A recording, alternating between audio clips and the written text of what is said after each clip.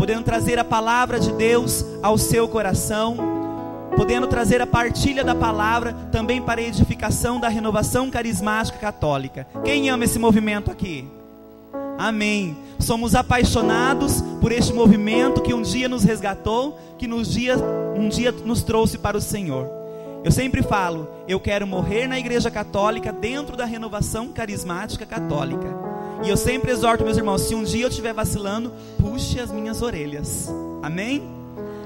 Eu convido você a pegar a palavra de Deus no livro de Jonas, lá no Antigo Testamento. O tema dessa pregação é o chamado a servir. E nós vamos no capítulo 1, versículo 1 e 3. Como todos os versículos que eu vou ler é na página paralela, então fique bem tranquilo que se eu pedir para vocês pular o versículo do lado, é nas mesmas páginas aí. Amém? Jonas capítulo 1, versículo de 1 a 3. Depois nós vamos ler o capítulo 2, versículo 1 e o capítulo 3, versículos de 1 a 5. Amém? A palavra do Senhor foi dirigida a Jonas, filho de Amate, nestes termos: levanta-te, vai a Nínive, a grande cidade, e profere contra ela os teus oráculos, porque sua iniquidade chegou até a minha presença. Jonas pôs-se a caminho, mas na direção de Tarsis, para fugir do Senhor. Desceu a Jope, onde encontrou um navio que partia para Tarsis. Pagou a passagem e embarcou nele para ir com os demais passageiros para Tarsis, longe da face do Senhor. Capítulo 2, versículo 1. O Senhor fez que ali se encontrasse um grande peixe para engolir Jonas. E este esteve 3 dias e 3 noites no ventre do peixe. Capítulo 3, versículos de 1 a 5. A palavra do Senhor foi dirigida pela segunda vez a Jonas nesses termos: vai a Nínive, a grande cidade, e faz-lhe conhecer a mensagem que te ordenei. Jonas pôs-se a caminho e foi a Nínive, segundo a ordem do Senhor. Nínive era diante de Deus uma grande cidade. Eram preciso 3 dias para percorrê-la. Jonas foi pela cidade durante todo um dia, pregando: daqui a 40 dias Nínive será destruída. Os ninivitas creram nessa mensagem de Deus e proclamaram um jejum, vestindo-se de sacos, desde o maior até o menor. Palavra do Senhor. Vamos aplaudir a palavra de Deus, porque ela é viva, eficaz e opera no nosso meio. Amados, quando Deus mandou Jonas para pregar em Nínive, e ele não obedeceu a Deus, ele poderia ter enviado outro servo no seu lugar. E quantos de nós também no dia a dia, quando o Senhor nos envia numa determinada missão, nós pensamos: Deus poderia ter enviado outro no meu lugar, mas não a mim. Porque muitas vezes não nos achamos dignos, não nos achamos santos o suficiente para levarmos a mensagem do Senhor e cumprir a missão que o Senhor tem para nós. E a missão que Ele tem reservado para cada servo, para cada serva que aqui está nesta tarde. Mas por que Deus não desistiu de Jonas? Mesmo Jonas resistindo à voz do Senhor, Jonas resistiu ao chamado que Deus fez a ele para servi-lo por meio da pregação do Evangelho em Nínive. E Jonas, resistente à palavra do Senhor, vira para outro lado e vai para Tarsis. Não é diferente de nós. Mas a pergunta que não pode parar hoje no nosso coração é: por que Deus não desistiu de Jonas, já que no primeiro chamado ele não foi obediente à palavra do Senhor? Quantos de nós muitas vezes nos portamos como Jonas? também não obedecemos ao Senhor ao primeiro chamado. Mas o Senhor que nos convoca, Ele insiste, Ele nos dá uma nova oportunidade. Talvez no desgaste da caminhada, você tenha se sentido um servo que fala: eu não tenho mais nada o que dar. Esses dias eu orava ao Senhor e falava: Senhor, eu não estou conseguindo te ouvir, Jesus. E Jesus olhava para mim, e naquele momento Ele falou ao meu coração, e eu me emocionei. Ele falou assim: você é a azeitona que ainda tem azeite para dar, meu filho. E naquele momento eu me emocionei. Nós precisamos nos colocar na presença do Senhor. E se o Senhor nessa tarde quer renovar o seu chamado a servi-lo, é necessário que você diga: eis-me aqui, com toda a convicção de coração. Com toda a convicção, porque Deus não insistiu em mandar Jonas, mesmo ele tendo fugido e desobedecido. Às vezes Deus não insiste, mas espera o momento oportuno. No primeiro momento ele foi para Tarsis e Deus não ficou insistindo. Deus deixou que as coisas acontecessem. E aconteceu aquilo do peixe, engoli-lo e colocaram novamente em rumo a Nínive. E muitas vezes é assim, quando nós queremos fugir do chamado que Deus tem para nós, não adianta fugir, porque quando o Senhor chama, amados, Ele é fiel e Ele vai cumprir. E eu pergunto para você nessa tarde: você tem muito de Jonas? Nós temos muito de Jonas? Sim ou não? Sim. Somos medrosos às vezes. Sabe por que Jonas não queria ir para Nínive? Porque os ninivitas tinham uma fama de ser um povo muito cruel. As pessoas, os estrangeiros que iam pregar em Nínive, eles até machucavam essas pessoas, agrediam essas pessoas. Então, claro que eu não vou para Nínive. Está louco que eu vou para Nínive? Mas o Senhor insistia, porque Ele sabia que era Jonas que ia cumprir lá o que Ele queria. E eu quero dizer para você, e hoje, por que Deus não desiste de nós, irmãos? Por que será que esse Senhor não desiste de nós, mesmo quando nós estamos em meio às nossas fraquezas e limitações? Mesmo quando nós pensamos em desistir das coisas de Deus, por que esse Deus tão apaixonado não desiste de nós? Simplesmente porque Ele nos ama e sabe que, confiando a nós o chamado, nós vamos cumprir aquilo que Ele quer que nós cumprimos. Olha para o seu irmão aí e fala: Deus não desistiu de você. Fala assim para ele ainda: mas hoje Ele também não quer que você desista dEle. Deus não desistiu de você, amado. Deus não desistiu de você, amada. Ele insiste em todos os momentos. Com certeza o nosso Deus consegue encontrar pessoas que o obedecem sem hesitar. Só que muitas vezes nós não somos estes que obedecemos a Deus sem hesitar, como Jonas. Ele hesitou no primeiro momento, mas quando Deus escolhe um servo e lhe entrega uma missão, definitivamente há um motivo que está além da nossa compreensão. Então confiar em Deus é sempre o melhor remédio. Confiar no Senhor é sempre o melhor remédio. Não tem outra opção. Em 1 Coríntios, no capítulo 1, no versículo 27, a palavra fala que Deus, Ele chama aquele que é astuto no mundo, Deus o escolheu para confundir os sábios. E o que é fraco no mundo, Deus o escolheu para confundir os fortes. Talvez você esteja falando assim: eu sou fraco. E a palavra em falar isso, que Deus escolhe os fracos para confundir os fortes. E quando nós reconhecemos isso na nossa vida, o Espírito Santo vem nos concedendo a sua graça, para então vencermos as nossas dificuldades no serviço de Deus. Quero dizer para você, os ninivitas poderia ser um povo cruel com os estrangeiros. Jonas teve medo, mas aqueles que confiam no Senhor renovam as suas forças. É necessário que nós renovemos a nossa força. Deus mostrou a Jonas que ele não devia ter medo, pois o Senhor é mais poderoso, muito mais poderoso que o povo que se levantava contra Jonas. Nós não devemos ter medo dos ninivitas que se levantam contra nós, dos demônios que se levantam contra nós. dos demônios que se levantam contra a renovação carismática católica, contra a igreja católica. O nosso Deus é um Deus muito mais poderoso, é um Deus que vem ao nosso encontro. Mesmo que Jonas temia, nós somos convidados a confiar, depositar toda a nossa confiança no Senhor.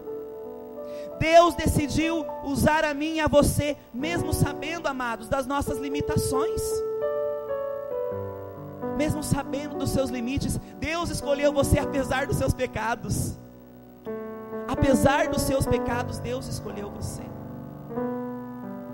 Apesar das limitações de Jonas, Deus escolheu a Jonas.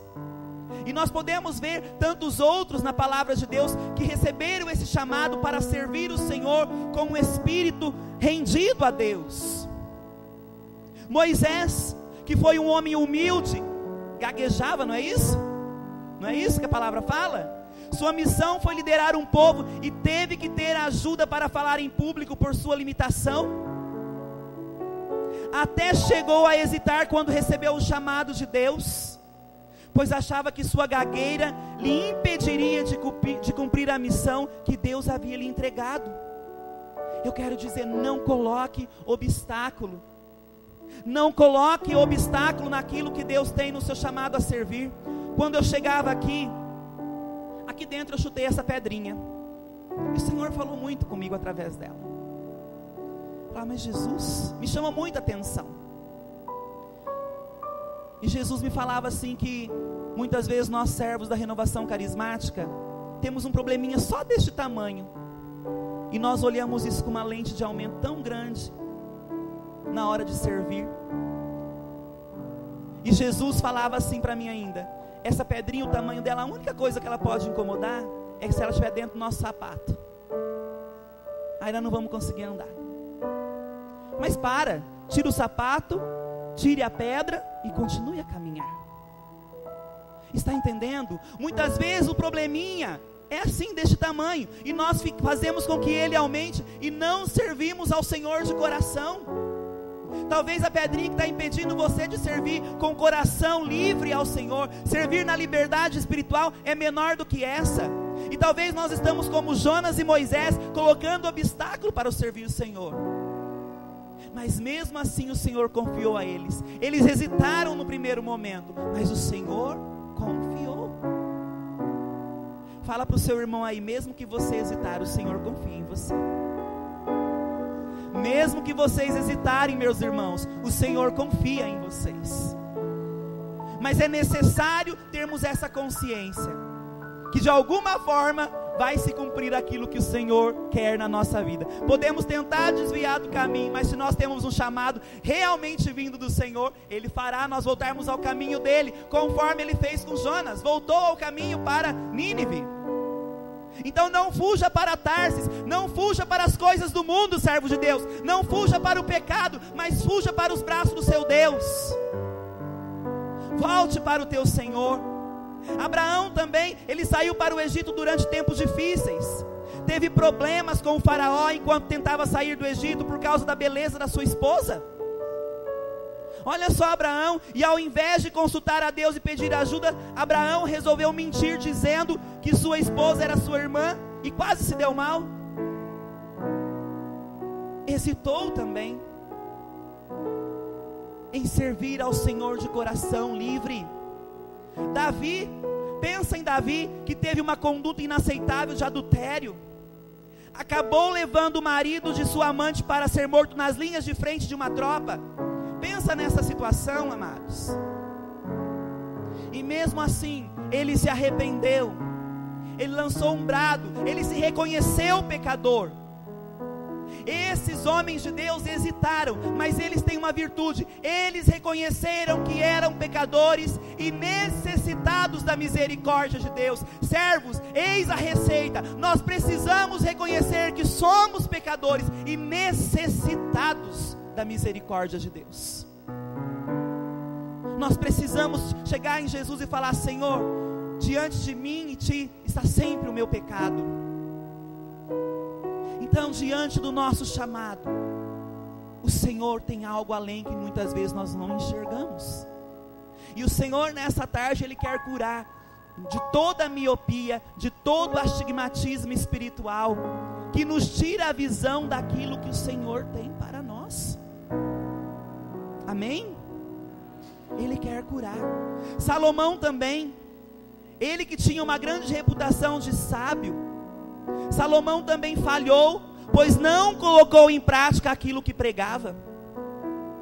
Ele não colocou em prática aquilo que ele pronunciava e que Deus pedia para ele. Deixou-se seduzir por outros deuses, induzido por mulheres estrangeiras, e acendeu a ira do Senhor. Quantos de nós também fazemos isso? Nós estamos na caminhada, neste ano em que nós somos convidados pela Renovação Carismática Católica a viver e andar pelo Espírito, a darmos testemunho daquilo que falamos, mas muitas vezes nós fazemos o contrário. Assim como também fez Abraão. E o nosso primeiro Papa, Pedro, também falhou? Sim, negou a Jesus 3 vezes em público, mas depois Deus deu força e renovou a sua fé, e no final ele se tornou um grande mártir da nossa fé. É necessário entendermos que no reconhecimento das nossas fraquezas e dos nossos limites, Deus está aí e permanece fiel. Em todos esses casos que eu falei para você, em Jonas, Moisés, Abraão, Davi, Salomão, Pedro, em todos esses casos, aquilo que separaram esses homens imperfeitos da ruína é o amor de Deus. O que separa você da ruína que o pecado muitas vezes traz na sua vida, servo, é o amor de Deus, é a misericórdia do Senhor. O plano de Deus já está traçado, agora cabe a cada um de nós acolhermos se queremos este caminho ou nós queremos outro caminho. É necessário termos isso no nosso coração, essa convicção de seguirmos o caminho de Jesus Cristo, servirmos constantemente ao Senhor. E aí, quem trouxe caderno, eu vou pedir para anotar o que eu vou falar agora. Para sermos servos do Senhor Jesus, primeiro, servo é aquele que se entrega totalmente. Anote isso. Servo é aquele que se entrega totalmente. Qual é o maior exemplo de servo que nós temos no mundo? Quem? O próprio Cristo, Jesus. Tanto que quando Pedro fala, nunca me lavarás os pés, Senhor, nunca me lavarás os pés, Jesus falou o que para ele? Se eu não lavar, não terás parte comigo. O tempo todo Jesus mostrou que era necessário servir. Ele, sendo Deus, se aniquilou na condição humana e serviu. E serviu. Mas nós temos uma dificuldade em servir, Ademir. Parece que serviço é uma coisa que nos diminui. Não é, amados. Não tem como ser discípulo e servo de Jesus Cristo se não assumir o seu caráter. E o caráter de Jesus Cristo é um caráter de serviço. Nós precisamos assumir o caráter de Jesus Cristo, o caráter da renúncia, o ato de se entregar completamente. Fala assim para Jesus com a mão no seu coração: Senhor, eu quero assumir o seu caráter. Senhor, eu quero renunciar a muitas coisas que me impedem de servir na liberdade do Espírito. Eu quero me entregar, Senhor, ao teu ministério, Jesus, ao teu chamado, Senhor. Então é necessário uma entrega total, servo. Segunda coisa, servo é aquele que coloca a sua força e entrega sem reservas ao Senhor. Coloca a sua força no Senhor e se entrega sem reservas. Dá o máximo para servir alguém, um irmão que está precisando. Quantas vezes o nosso irmão de grupo de oração está passando por uma necessidade? Há aqueles que têm vergonha de falar que talvez está passando por uma necessidade, nós não sabemos. Mas há aquele que está passando e nós sabemos que está passando por uma necessidade e nós não temos essa ação em ajudar. Isso também é serviço. Servindo o irmão, nós estaremos também servindo a Deus. Nós estamos vivendo um tempo, dizia a Kátia Zavares na Nacional, no ENF, no Encontro Nacional de Formação, que não é tempo mais de ficarmos caindo nos nossos mesmos erros. Confessa, daqui uma semana vai confessar o mesmo pecado. Nós precisamos viver uma constância na nossa fé. O Senhor está constantemente falando para nós isso. É hora de nós, como servos da renovação carismática católica, não fazermos corpo mole. Ah, só porque não tenho um salário, então não vou me dedicar mais ou menos. Não, amados. A obra é de Deus, e se nós sabemos que essa obra é de Deus, nós temos que nos dedicar sem reserva, nos entregar essa obra sem reserva. Sem reservas. Uma outra coisa, servo é aquele que serve sem interesse de recompensa. Servo é aquele que serve sem interesse de recompensa. Pega Gálatas para mim no capítulo 6, no versículo 17.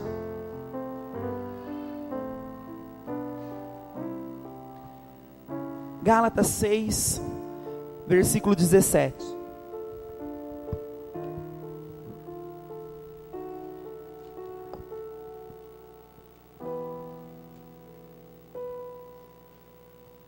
Amém? De hora em diante, ninguém me moleste, porque trago em meu corpo as marcas de Jesus. Repitam isso comigo vocês. De hora em diante, ninguém me moleste, porque trago em meu corpo as marcas de Jesus. Amado, marca, lá na época de Jesus, era colocada onde? No escravo, no servo, para mostrar que ele tinha um dono. Que ele tinha um dono. O servo que serve sem recompensa tem essa marca, e contra elas não tem argumento. Você tem a marca de Cristo, bendito. Olha para esse irmão aí do lado e fala: você tem a marca de Cristo, e contra isso não há argumento. Irmãos da música, vocês têm a marca de Cristo, e contra isso não há argumento. Então de hora em diante ninguém te moleste, porque você traz no corpo as marcas de Jesus. Você tem um dono, Jesus é o teu Senhor. Jesus é o teu Senhor, e não há outro Deus.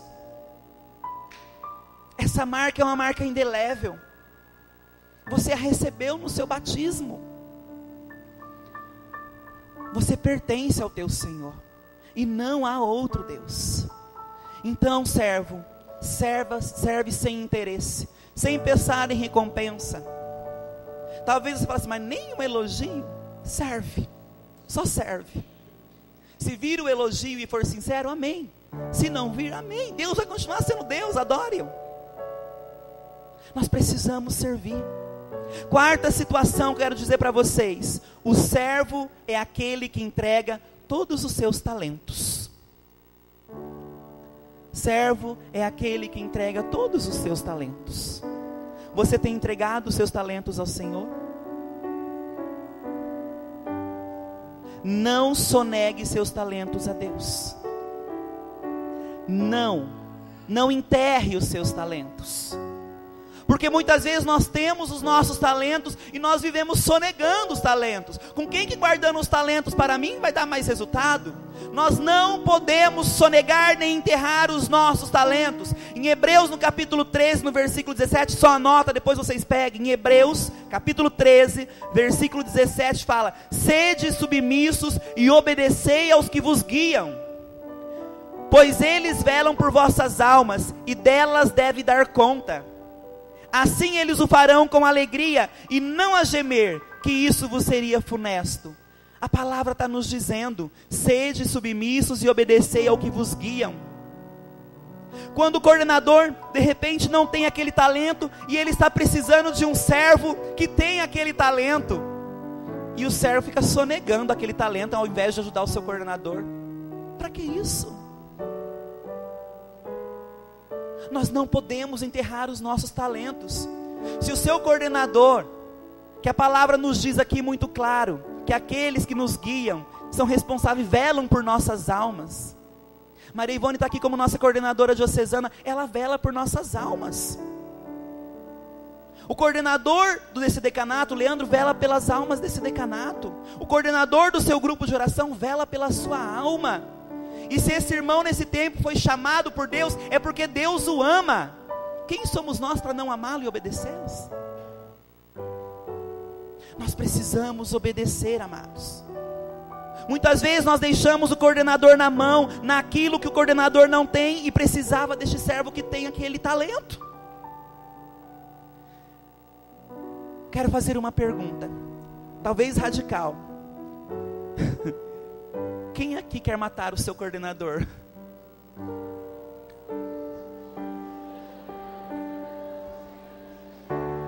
Tem alguém aqui querendo matar o seu coordenador? Ninguém? Só que eu vou dizer, mesmo não querendo, o matamos se nós não o ajudarmos. Mesmo não querendo, muitas vezes nós matamos o nosso coordenador se nós não o ajudamos. Por isso, não sonegue o seu talento. Repete isso aí para o seu irmão. Não sonegue o seu talento. Não sonegue. Nós precisamos ser obedientes ao serviço de Deus, aquilo que Ele tem reservado para nós. E uma quinta situação que eu quero colocar para você: ser servo é ser aquele que é zeloso no que faz. Ser zeloso no que faz. Será que nós estamos tendo o zelo nas coisas de Deus? Nós podemos até hesitar como Jonas hesitou, mas depois que ele viu que não tinha como fugir da voz do Senhor, ele obedeceu e fez bem feito aquilo que o Senhor tinha mandado ele fazer, que era exortar o povo de Nínive. Então eu quero dizer para você, é necessário fazermos a obra do Senhor com zelo. Em Jeremias, no capítulo 48, no versículo 10, só anote, fala o seguinte: maldito é aquele que faz com negligência a obra do Senhor. Maldito é aquele que faz com negligência a obra do Senhor. Você foi chamado para uma obra grandiosa, que é a renovação carismática católica. Não seja negligente no teu chamado. O que é ser negligente? É ser relaxado. Vou fazer mais ou menos assim, tá bom assim mesmo. Tem muito servo que serve, mas serve de qualquer jeito. Vocês concordam comigo? Será que a gente pode servir de qualquer jeito, sabendo que quem nos chamou foi Jesus? Amados, nós não podemos servir de qualquer jeito. Nós temos que dar o nosso melhor. E serve de qualquer jeito ainda acha que está fazendo um grande favor para o coordenador ou para Deus. E então, o que ele faz está bom, e ainda diz assim no final: cavalo dado não se olha os dentes. Não. Nós temos que ser zelosos com a obra do Senhor.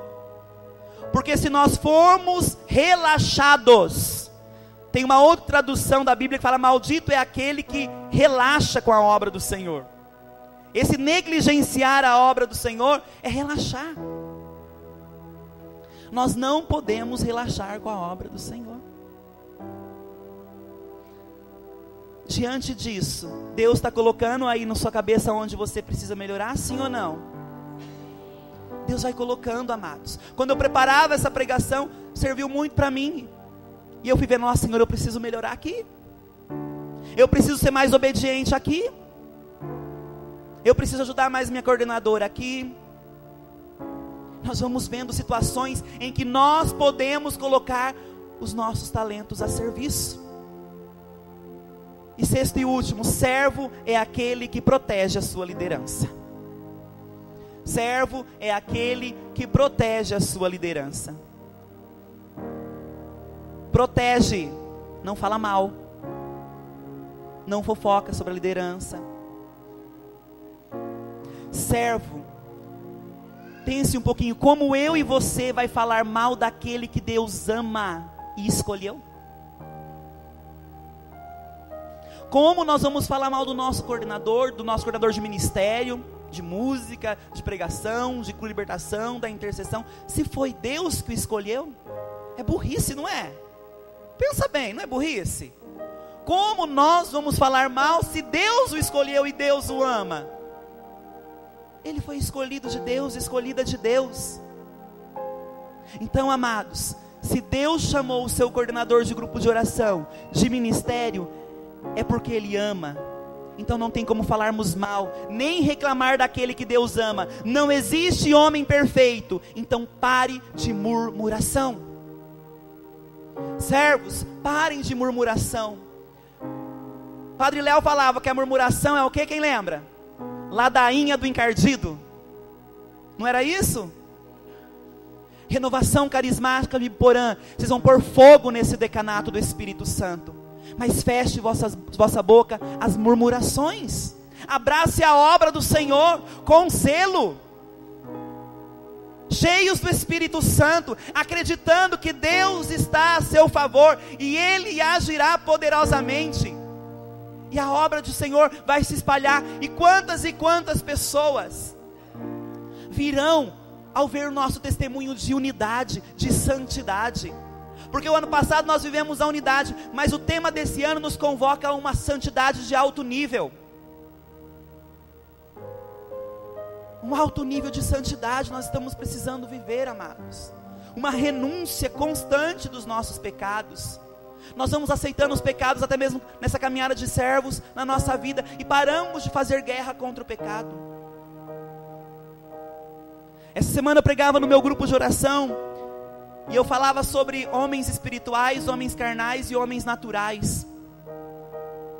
Renovação carismática. Nós fomos batizados no Espírito Santo. Não dá mais para sermos carnais. Somos homens e mulheres espirituais.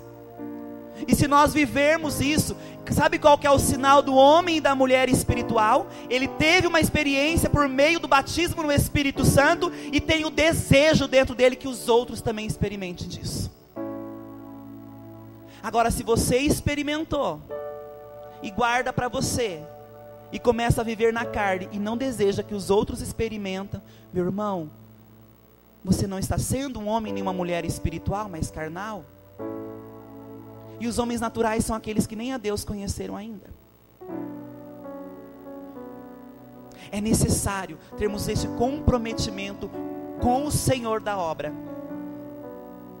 Nós devemos obedecer às nossas coordenações, mas nós temos que entender, foi Deus que escolheu. Se Deus os escolheu, eu os obedeço, porque é a ordem do meu Senhor.